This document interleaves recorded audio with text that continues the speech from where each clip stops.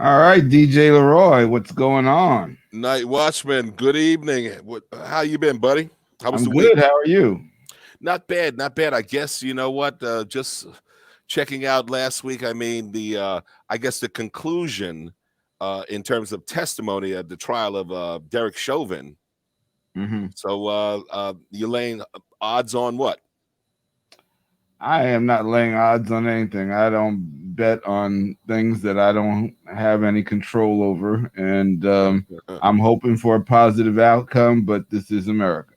Absolutely. Yes, indeed. Yes, indeed.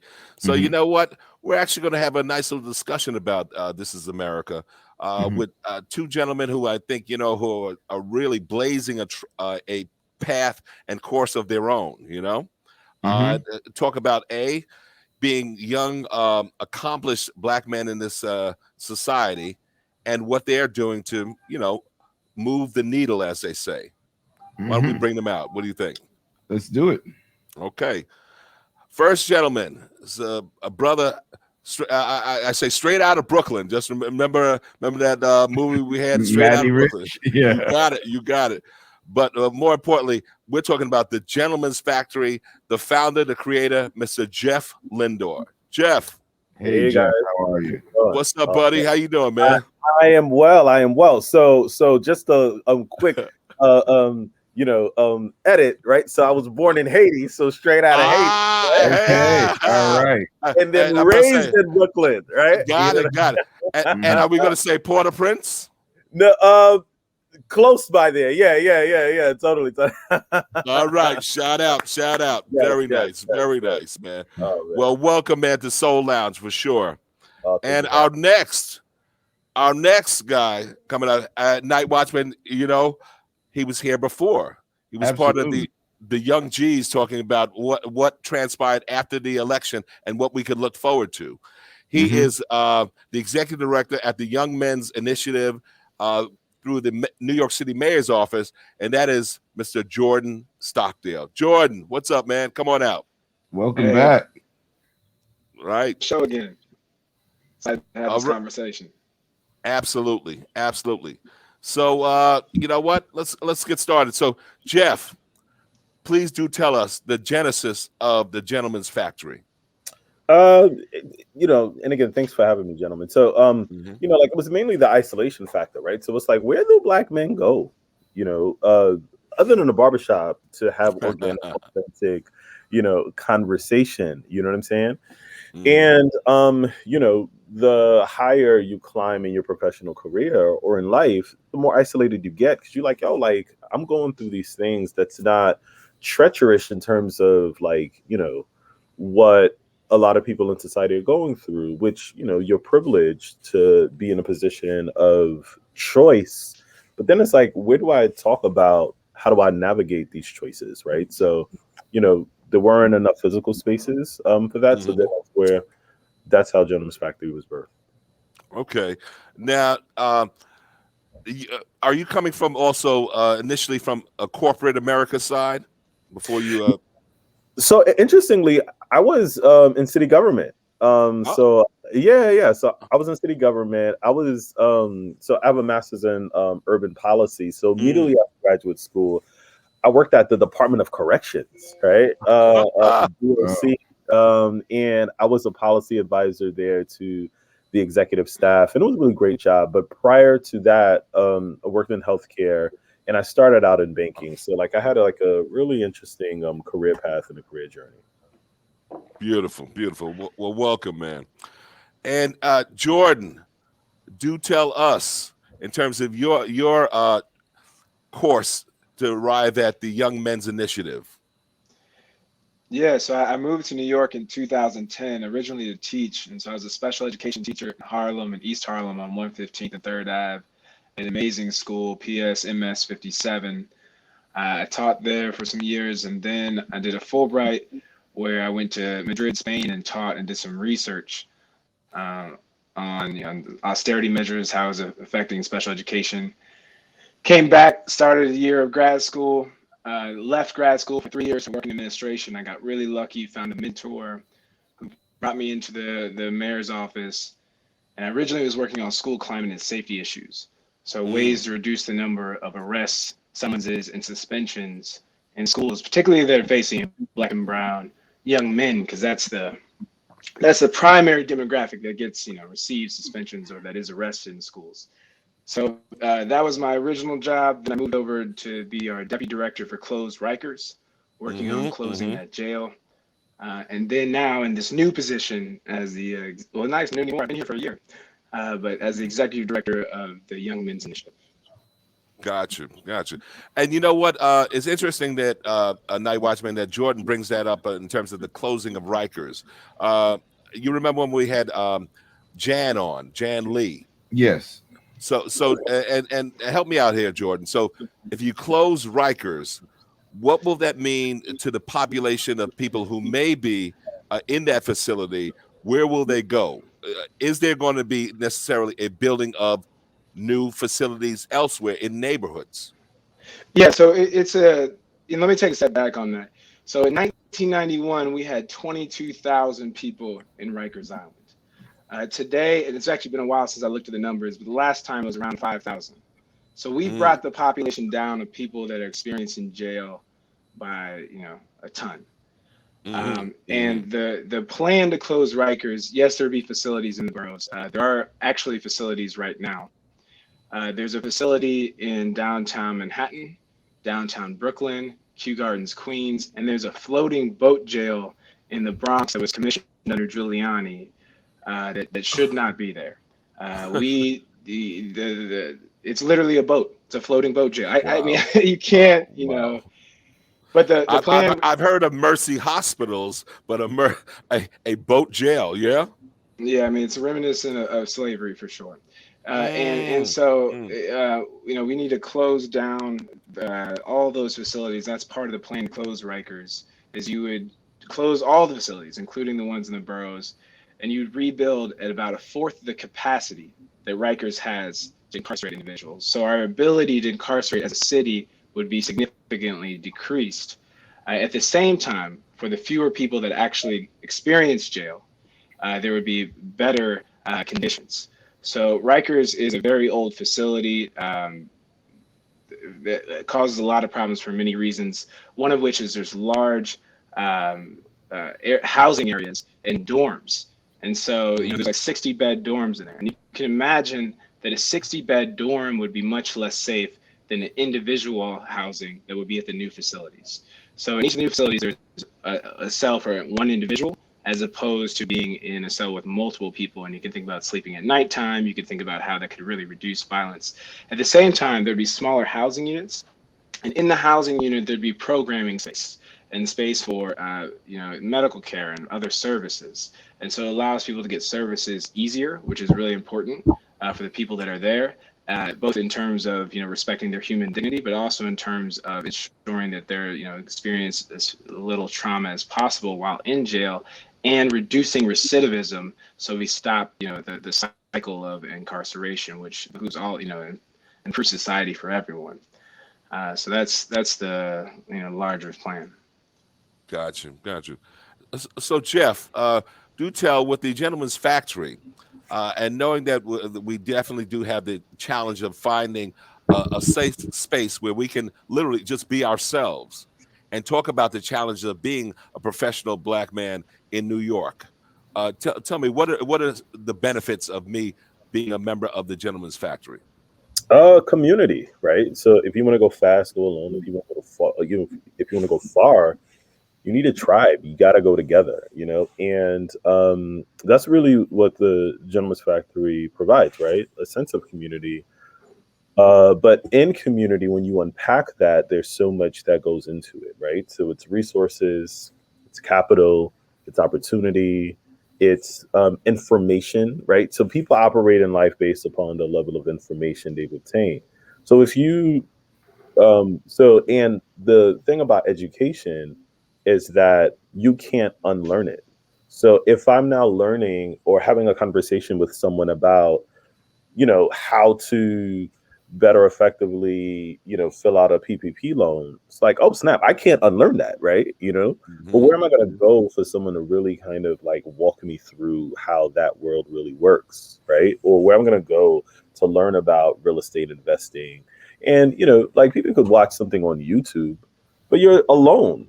But if someone who's a real estate expert that's a part of the Gentleman's Factory is now teaching a course on real estate investing where you can have a conversation with him and ask questions, etc., then, you know, that's extremely valuable. So it's really the sense of community. And, you know, we have a physical location, but obviously, you know, because of last year, COVID, you know, we had to really expand beyond the four walls and go virtually. So now we have members, you know, in Hawaii, in LA, in different parts of the country, and also different parts of the globe. So Australia, you know, Ghana, and beyond. So we're expanding our community outside of our media proximity.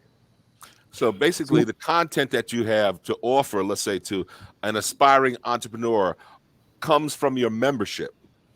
Yeah, absolutely. You know, and you know, we spent a lot of emphasis on business development, but you know, 2 days ago we had a workshop on how do you cope with stress, and do you do that by the means of alcohol and cannabis, right? You know, so we really want to have a in-depth conversation about mental health because you know, last week DMX, the legend, the great DMX, you know, passed away, and it's been reported that there was a drug overdose, right? So then we then said, oh, you know what, like, gentlemen, like, how do you guys cope with stress? Like, is it alcohol? Is it you know?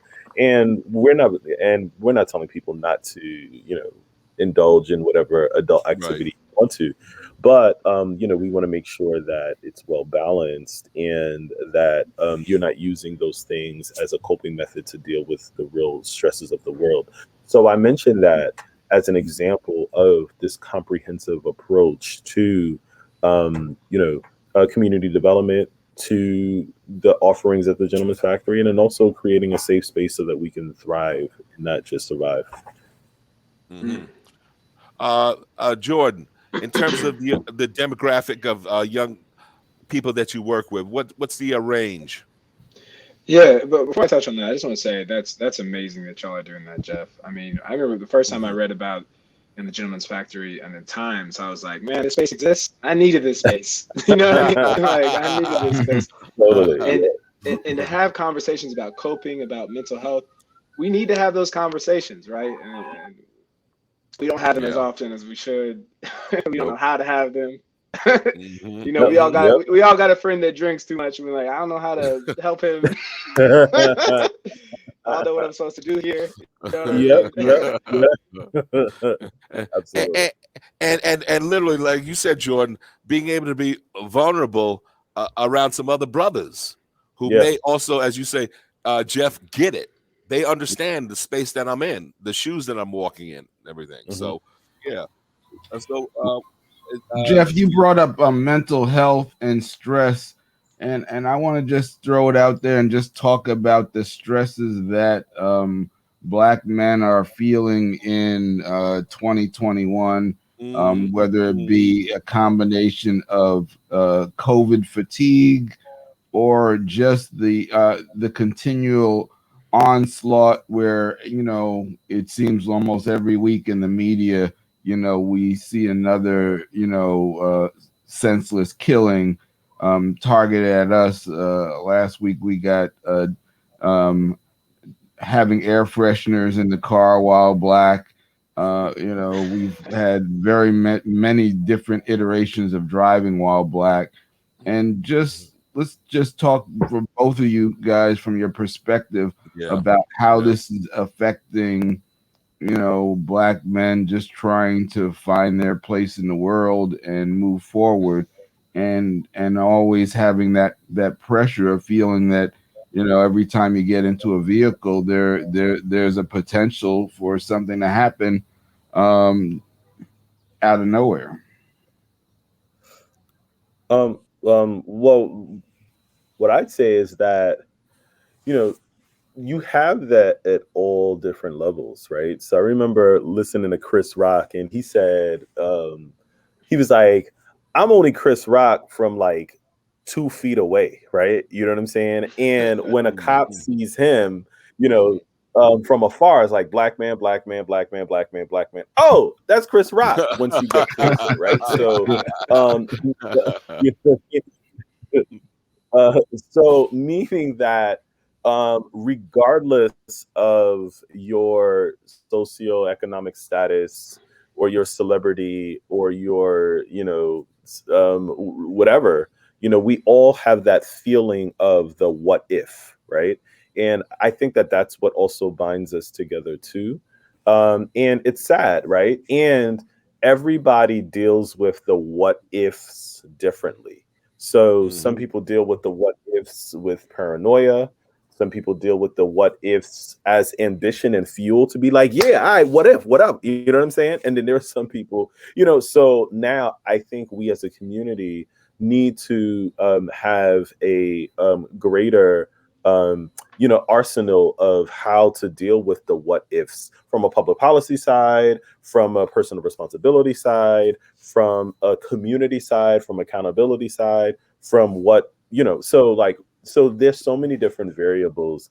And I think what stresses us out most is the fact that there isn't a blanket kind of, there isn't a blanket like template, because last thing I'll say as I pass it on to Jordan is that if you now, when you look at what happened with the lieutenant in the army, you know, he wasn't aggressive. He was, you know, very respectable. But at the same time, he was like, look, I'm going to pull over where there's light. You know what I'm saying? Right. You know, and he was, and I saw it. I mean, like he was, you know, yelling and screaming. And he said, I'm not going to unbuckle my seatbelt because I don't want y'all thinking that I'm grabbing something. You know what I'm saying? All of those things. And that's how he dealt with his what if, in which I would assume, in which when I saw it, I was like, oh, wow, like you did it way better than I have or someone else had. But then he still experienced, you know, but then he still had a bad experience, right? So it's in the what ifs where we get stuck, and there isn't a template that everybody can use. Absolutely. You know, that video was so powerful because he was so calm. And it's like, I don't know if I can stay that calm. I mean, he was, you know, he was just like, I just want y'all to know.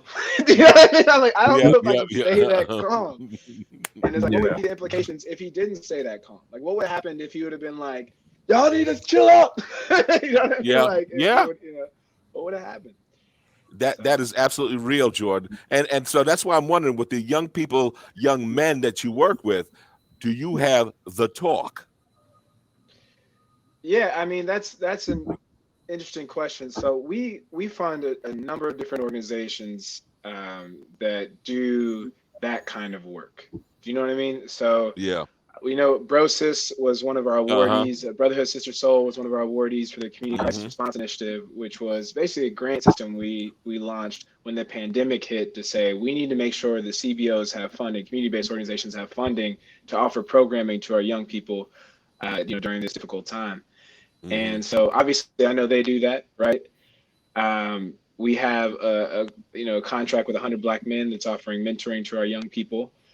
You know, they're going to have a discussion about policing coming up with their young people, with their mentees, and actually I think with a precinct in Harlem. So we'll, you know, that'll be an interesting discussion. But I'm sure that kind of conversation will come up, right? And so, you know, there are definitely a lot of organizations that we fund that have those kind of conversations. I actually talk about advocacy as well. How do we advocate for ourselves in the public policy arena as young people? We also launched the first CCRB public education campaign, and that's the Civilian Complaint Review Board, which is a public oversight body of the NYPD. And we launched their first public education campaign that was on radio, that was on social media, so that young people could learn about when and how to contact the agency if they experience police misconduct. So, you know, we're definitely trying to push the envelope there so people know that there's opportunity, you know, that there is an agency dedicated to helping if they experience misconduct. Okay. NightWatchman. So, you know, this topic is really so disturbing because it's just been going on for so long. I'm thinking back of Richard Pryor routines talking about I am reaching in my pocket for my wallet. You know? I don't want to be no statistic. I got you. Yeah, and maybe it's exacerbated now because it's getting more coverage. You know, I think a lot of these incidents that were more isolated maybe didn't get covered on video. Right. You know, the prevalence of phone cameras have, in one hand, it's better because it's created more accountability because there's more specific evidence about how egregious these things are. But it's unfortunately it's a problem that is festered over a very, very long period of time. And then I just, I'm glad you brought up public policy because we've come now to understand more of the mechanisms of systemic racism and the prison industrial complex, and how behind all this there's a lot of money moving around, and there's a lot of lobbying that have brought us, legislation that have not supported us as a people. And I'm glad to see we're finally in an environment where we're pushing back on some of these things. But I think it's incumbent upon all of us to just continue to re-educate ourselves, to look behind the curtains and see these things they don't just happen. They are supported by systems and movement of capital. And these are some of the things I look at. And how do we start to play in the arenas of opportunity to have more of an effect on our own situations? Right.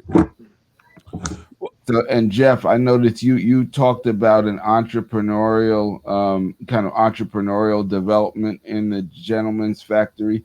How do you kind of foster that development where we become more self-reliant and create more wealth and ownership that gives us the opportunity to have more agency, if you will? Sure. So we launched a digital incubator, and our first cohort really was themed, how do you turn your idea into an enterprise? So we realized that during COVID, particularly at the height of it, a lot of people were home, and there was not as much distraction in terms of going out, going to the bar, hanging out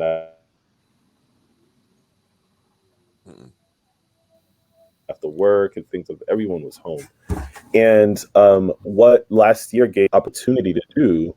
So what it gave a lot of people opportunity to do was it gave the people the opportunity to think, right? So as you think, you're now like saying, do I really like my job? Do I really like this? Do I really like that?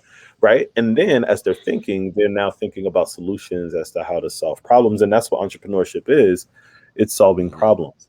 So in that, then we created a 8-week course on how do you turn that idea that you have into a tangible product.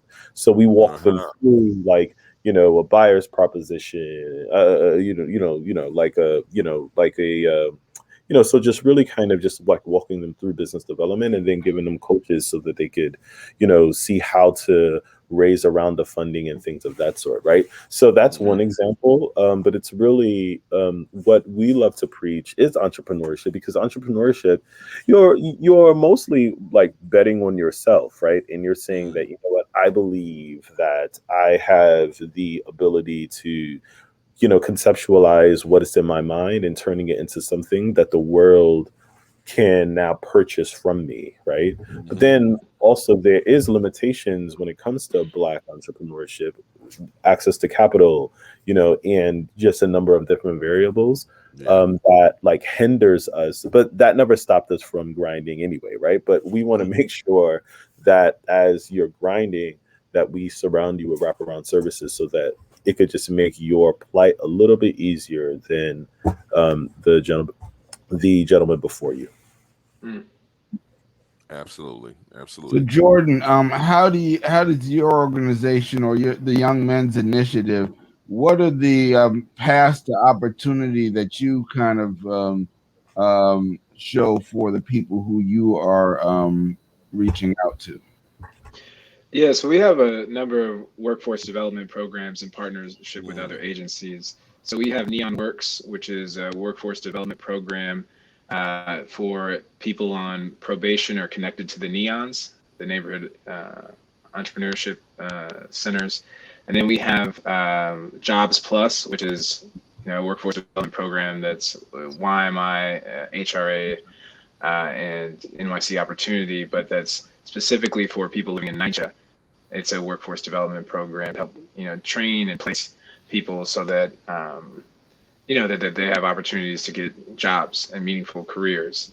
We just launched a new program called License to Careers, which is designed to help young people get driver's licenses and commercial licenses, so that they, in New York City, you got a lot of people that don't know how to drive, and that actually hinders them from huge job opportunities or huge, sectors of the employment of the economy. And so we have that initiative to help people learn how to drive and get licenses.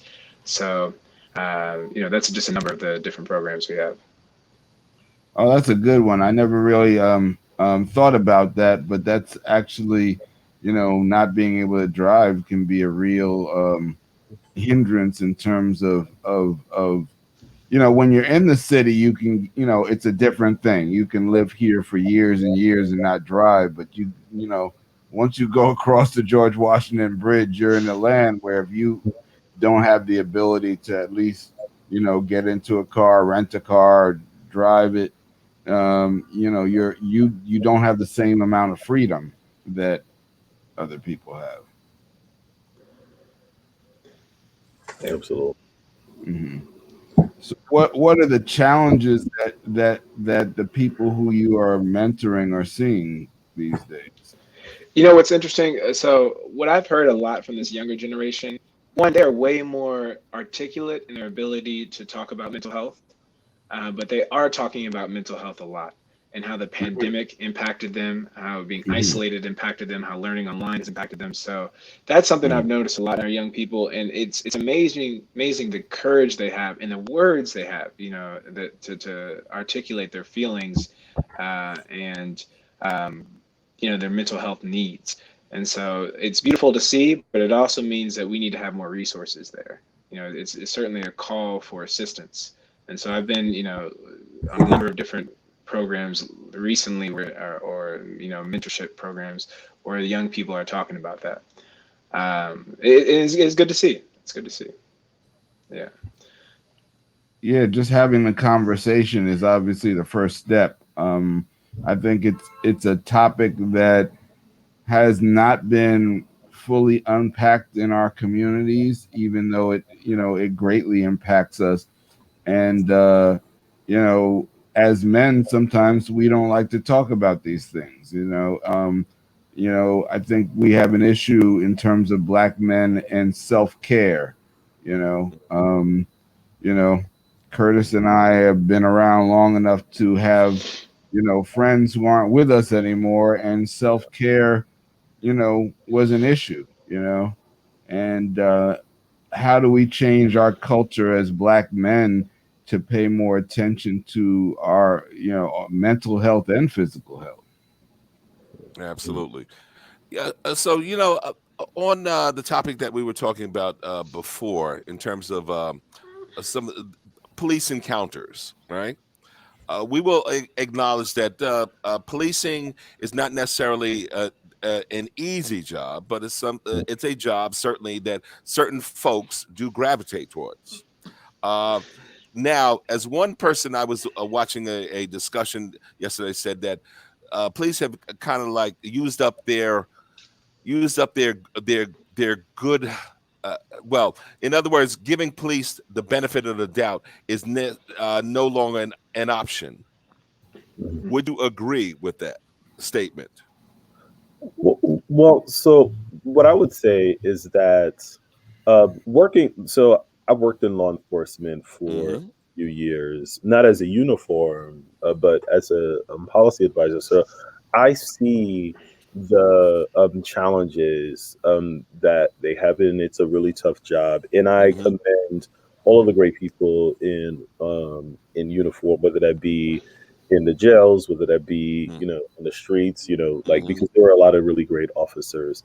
But now it is a systematic, problem where there is a culture of looking at black as a threat as opposed to looking at it as a partner, right? And there are also so many other variables that comes into the equation. So it's like, why is our community like this, right? If we had access to resources, do you think that they would be doing some of these things, right? So and the fact of the matter is too is that it is a tough job, right? And you have to make a decision: is if this is the job for you, Right. and Right. going back to Chris Rock, like I love comedy, by the way, like Chris Rock, Dave Chappelle, like so many others. Those are my guys. And then like I think he mentioned about police. He was like, oh, you know what, like you just can't really have a bad day, right? You know what I'm saying? Yeah. Yeah. Similar to a pilot, right? A pilot can't say, Yeah. well, I No, land not a plane bad day. 99% of the time.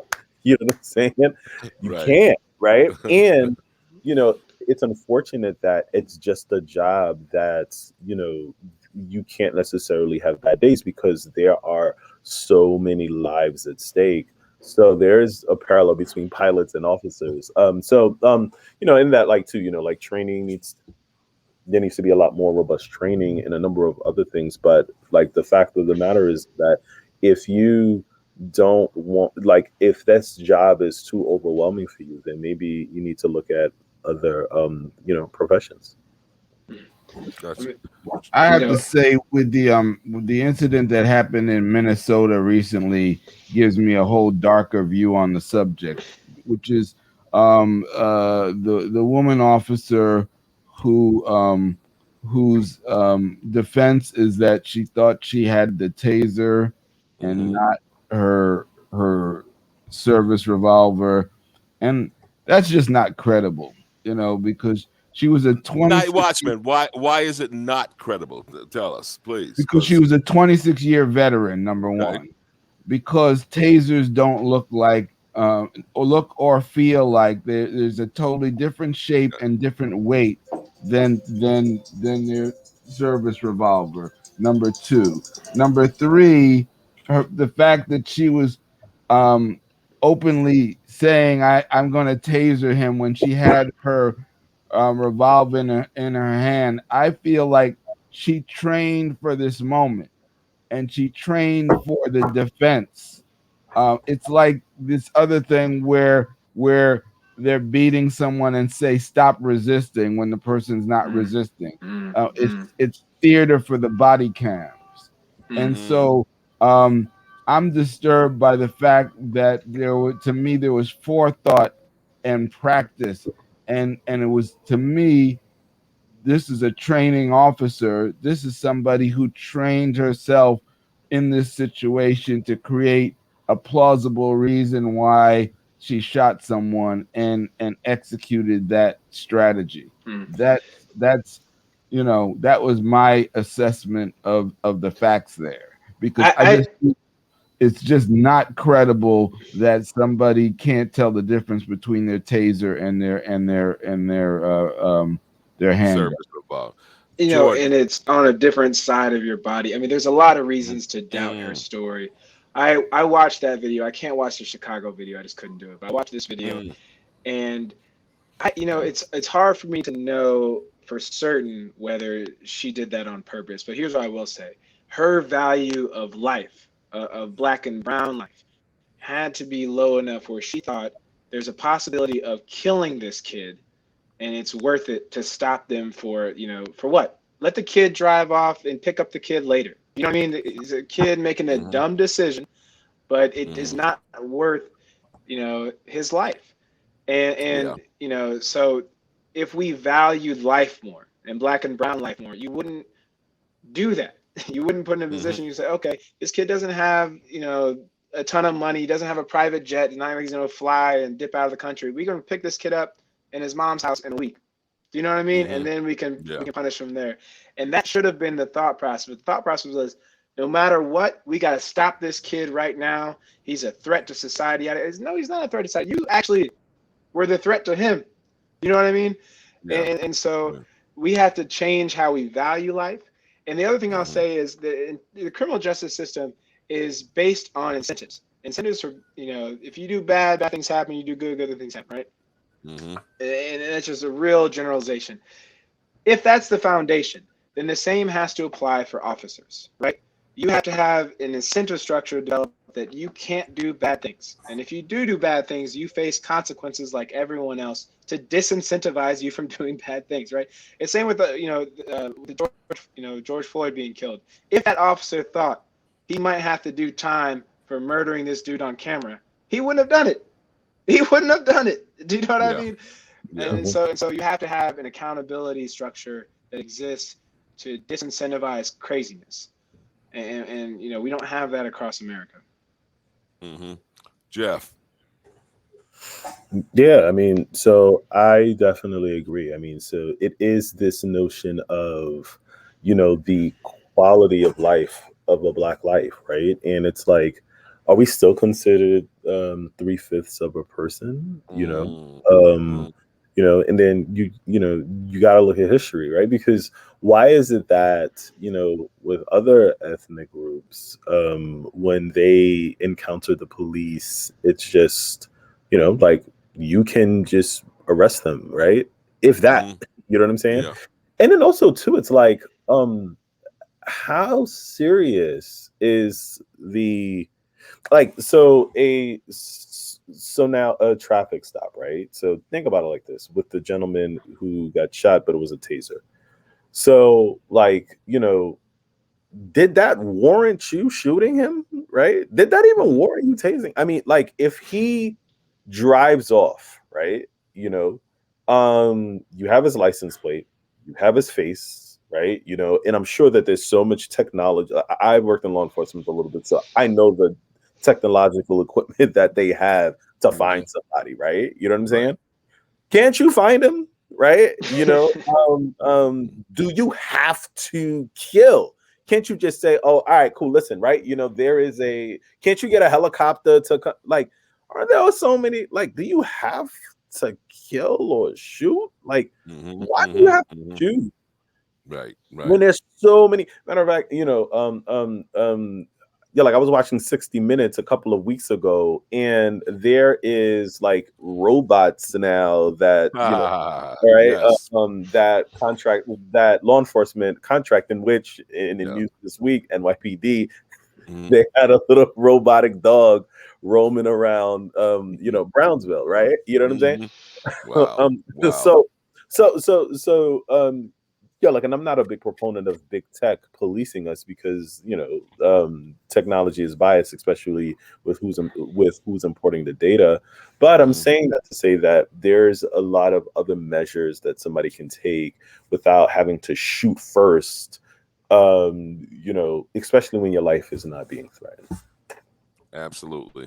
So and Jeff, absolutely, discretion should definitely be something available to law enforcement, because I also think about that particular incident where gentleman is asleep in his car in a Wendy's parking lot, right? He's not behind the wheel, asleep in his car.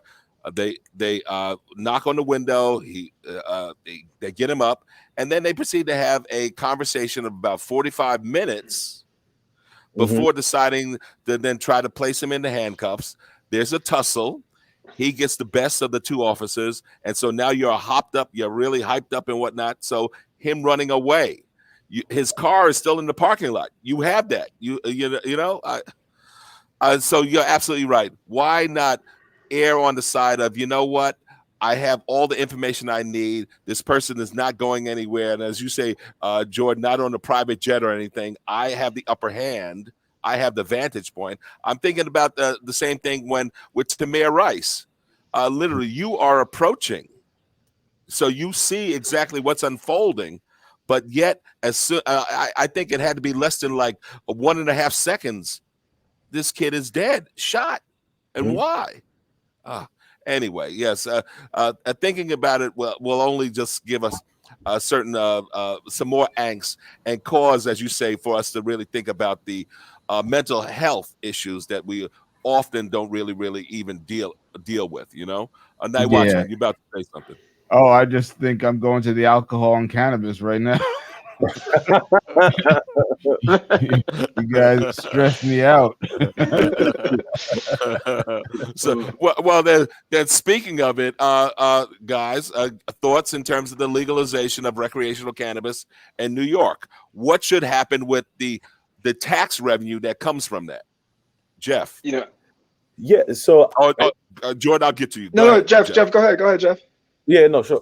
Yeah. So I would certainly say that, when you look at the historical ramifications of what happened to Black communities as a result of the herb of marijuana, I think that now that it's taxable and it's big business, policymakers have to make sure that it's incorporated into the fabric of the policy, that this becomes a path to Black wealth in terms of the millions, right? Or perhaps even the billions.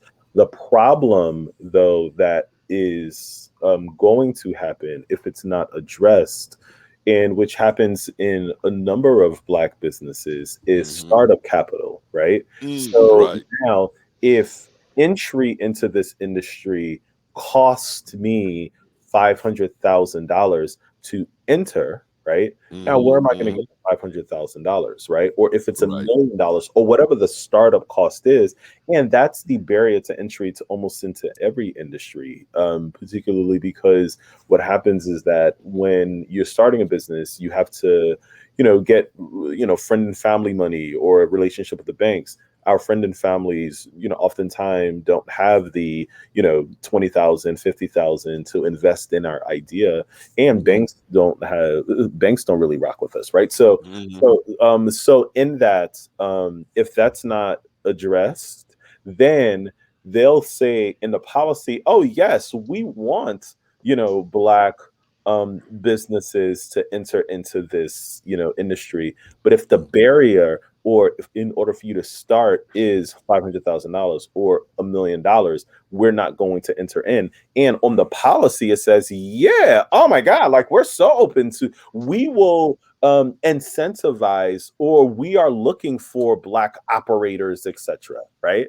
They'll say that in a policy, and it's a really great headline. But if I can't get the 500,000 or the $1 million or the $2 million, whatever it is to start, then we're gonna get stuck. And that's my fear of this being big business. Gotcha. Jordan. Yeah, so I mean, I'm not deep an expert on this, but I read a bit, and I read that 40% of the licenses to sell are going to go to minority and women-owned businesses, MWBEs, or people that are formerly incarcerated. So that's a hopeful sign.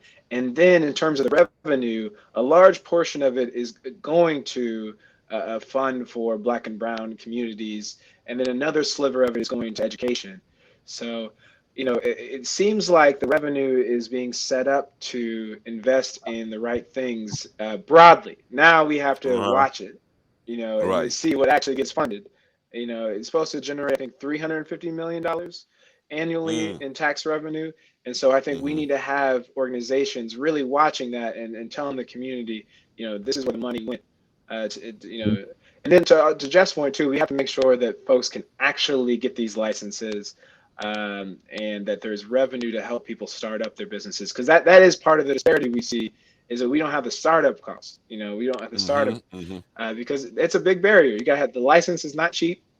The whole operation is not cheap. You're just getting a storefront, isn't cheap, and that's the last part. So, but I do think it's going to create a lot of jobs. It's going to create a lot of jobs, beyond just the sale of it. The whole distribution pipeline is going to create jobs, and we've got to make sure that those jobs go to the right people. To some extent, there will be people that will lose their source of revenue, their source of income from this, right? And we need to make sure those people have access to jobs that are in a legal way that actually make money. You know. And Jordan, I'll jump in before you come in, Night Watchman. But okay, so I hear what you say. Some folks losing their source of income, but I'm thinking on some level, because let's say the legal cannabis, because of the controls, the FDA, all that particular stuff, it won't necessarily be as cheap as the stuff that you might be able to find on the corner. So there will still be, I gather to say, still be an underground or black market for cannabis on some level. Yeah, like, I mean, there is a black market for Yeezys right now, right? So, like, yeah, like, I think that, like, black market, I mean, you know what I'm saying? Like, there will be black markets forever. You know what I'm saying? So, And Air Force What's in Ones your back in the closet, day. Jeff?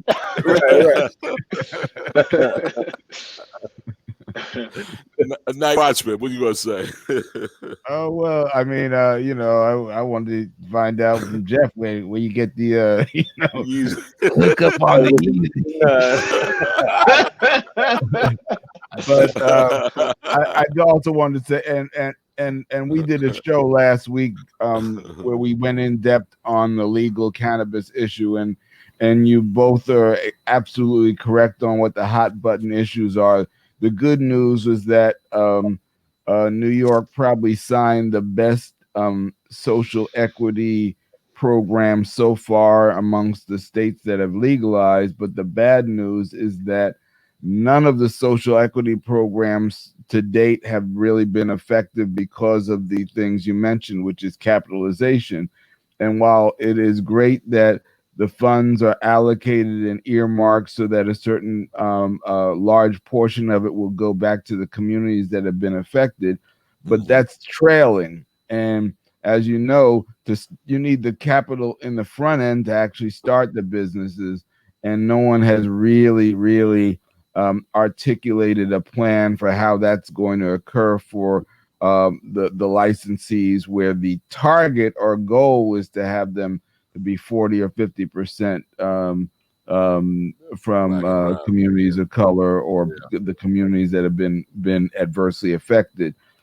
So we still have to start to brainstorm amongst ourselves about the capital development for that to be effective. But the good news is, to me, you know, I think about, you know, what is our business plan, because we can always talk about the problems, but we really want to talk about what the solutions are, and the solutions follow the trends. And so cannabis as both a business opportunity and a new realm of health and wellness are those are forward trends. Those are where jobs are going to be. We will see more jobs in those arenas, not less.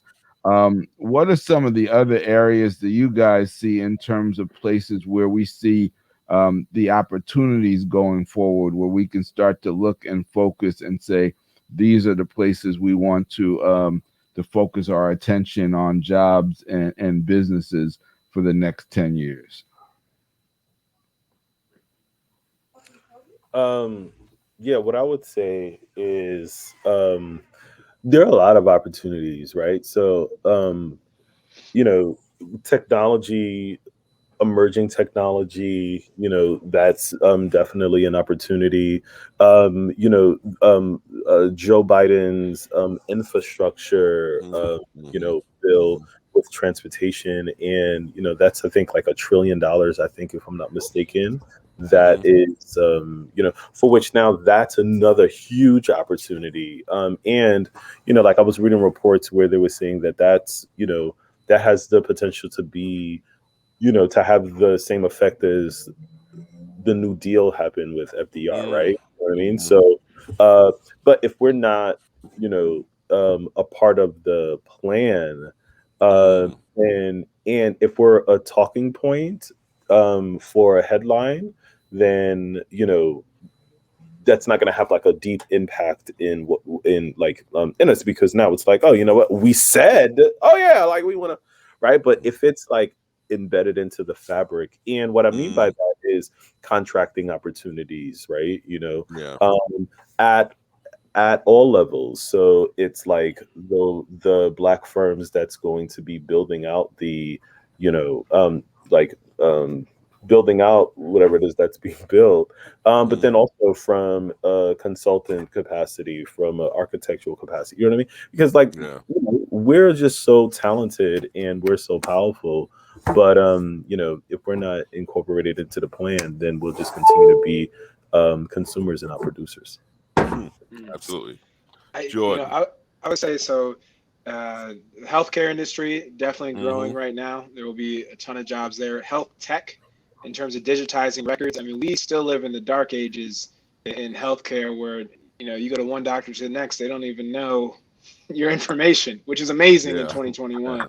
I mean, it's actually kind of incredible. So health tech is an emerging area where I think there'll be a ton of jobs in the future. And then just a couple other points. I think one of the best things that this administration has done is really grown the Credible Messenger mentoring programs, secure violence organizations, hiring people from the neighborhood who have lived experience, who know the communities, to mentor younger generations to prevent violence and to stop retaliatory violence. And so that is a field that's really important that I can see other cities adopting and expanding. And obviously, so that's one area. And then tech in general. I mean, obviously, it's kind of basic to say, but there will be a lot more jobs there. I'm reminded of an op-ed that came out yesterday on that. Actually, I'm not going to go there because that's on the mayoral election, so I'm going to push that aside. Gotcha. But it's about jobs. And then, last thing is kind of, all the green energy jobs around. Yeah. I mean, there's going to be a ton of jobs there.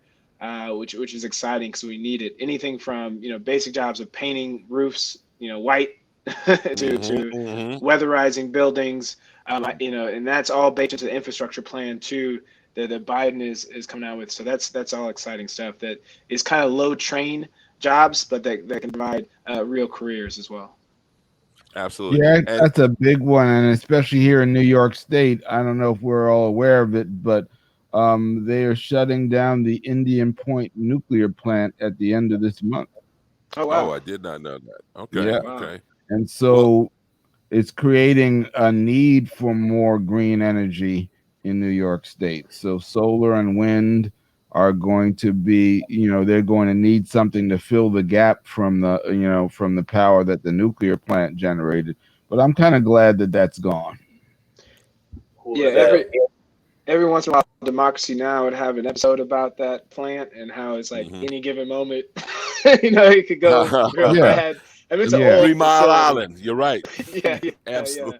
Yeah. So it's a good No, one thing I will definitely give Biden major props for in terms of the infrastructure plan is that you don't just look at, because I saw one Republican colleague, congressman or senator basically said, hey, I thought this is supposed to be about roads and stuff. No, infrastructure is everything. We're talking about also broadband, expanding that. We're talking about green. We're talking about all those particular things. That's your infrastructure.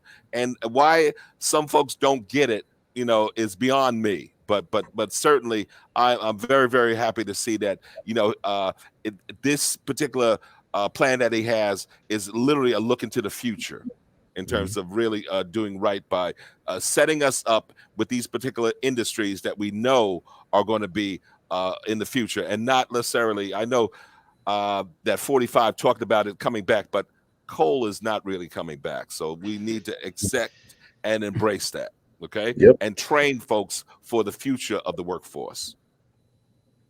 Yeah. Absolutely. So Joe Biden first 100 days, plus, minus?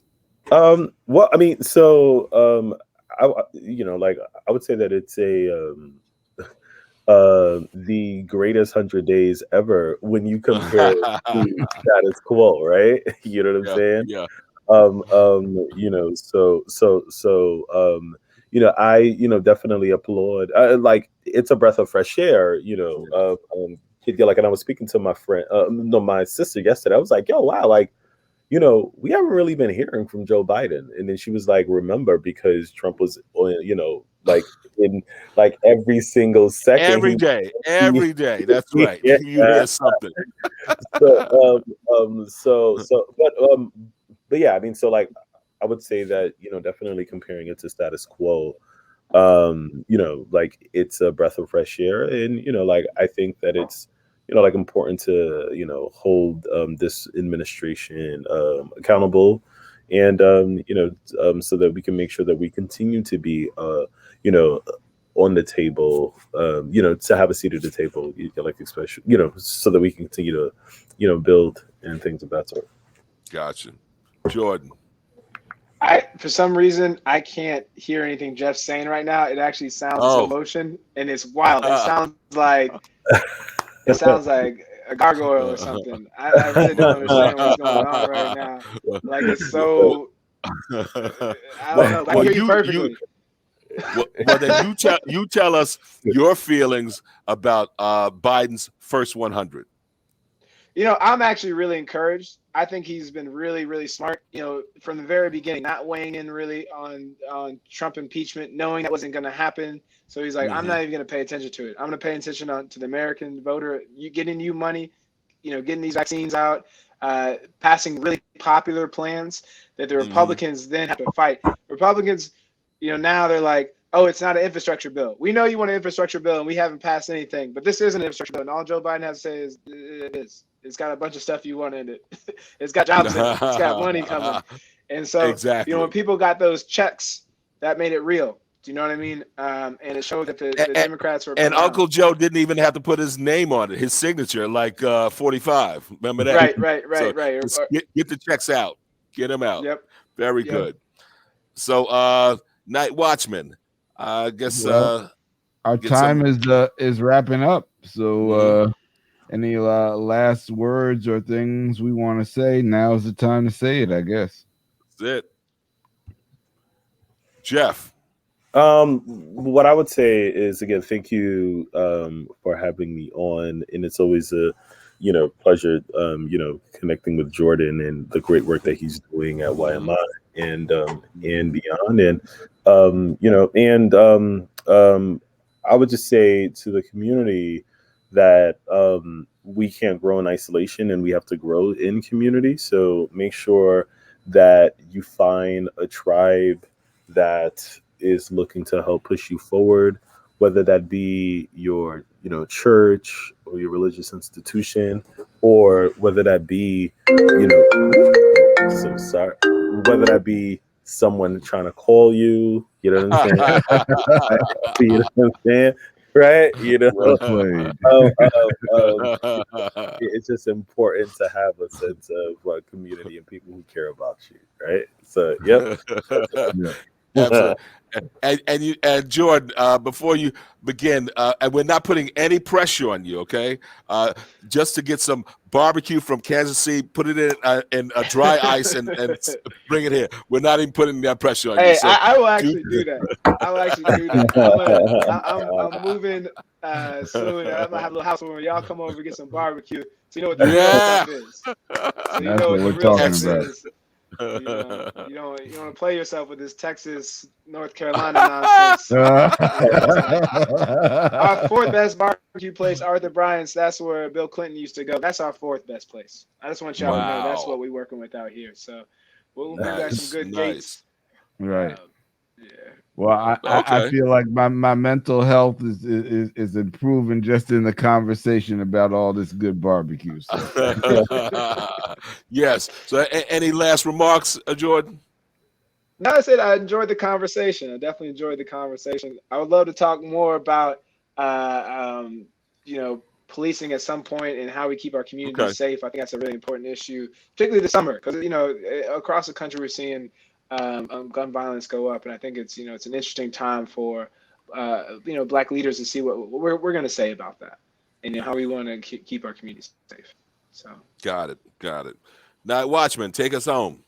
It's been Soul Lounge Primetime on WHCR 90.3 FM. Also on YouTube. Like and subscribe to our channel. We'll continue to have enlightening conversations where we can explore the topics that affect us all. So Absolutely. thanks for listening. So Jeff Lindor, Jordan Stockdale, thank you, my brothers. And I'll see you Thank the you next so much. time.